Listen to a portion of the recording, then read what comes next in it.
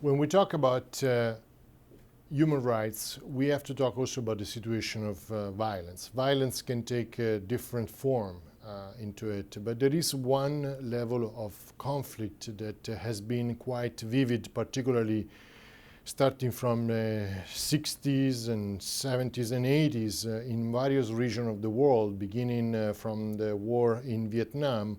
And that situation is called, in terms, low-intensity warfare, which distinguishes itself from this type of classic conflict of armed conflict between two distinguished groups.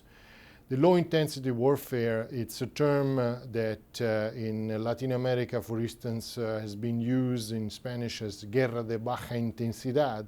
But this low intensity the question is for whom?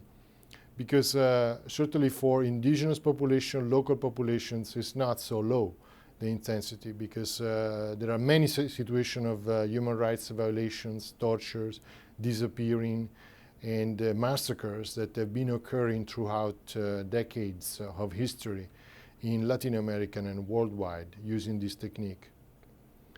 The difference itself in the low-intensity warfare is the fact that instead of having two identifiable groups, usually a representative of a party or a government, etc., that usually comes with a military authority or an army, and on the other hand, there would be a group that would be a guerrilla group or something that may be a rebellious groups, etc. And the philosophy behind it is that if these guerrilla groups are sustained by so-called civil society, so it's like this is like a fish in the water. The strategy of low-intensity warfare is like draining the fish tank, if you will, so that you can capture the fish. There is a lot of problematic assumption within this image, because you can understand, first of all, is we assume that people are not involved within that. There is like a foreign leadership that influences local people, so it's not just something that belongs to local communities and organizations. There is also the problem because it assumes that you need to change the mind of the people. As a matter of fact, one of the famous sayings within the low-intensity warfare is that it's about the conquest of the 7-inch territories, more or less, so which is from one side to the other side of your brain. So it's really this capturing of the new imagination of people and the new kind of benevolent assessment of what should be done for themselves, in which really plays a big role, not only propaganda, but also other type of social services in which militaries and paramilitaries have been involved.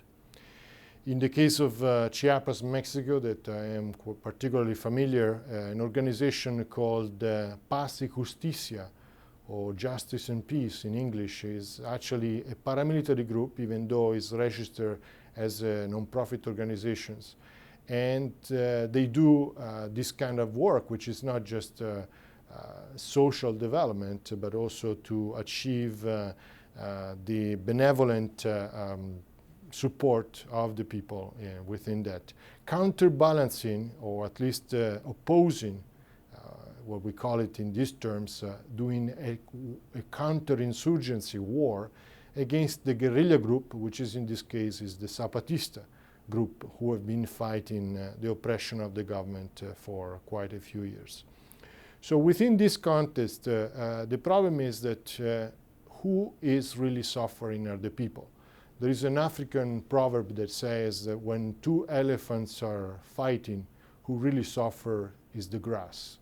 And it's really true, because population, whether this fight has been played because of right-wing political ideologies or left-wing, think about one side Augusto Pinochet, on the right side, or left-wing, think about Sendero Luminoso, Shining Path in Peru.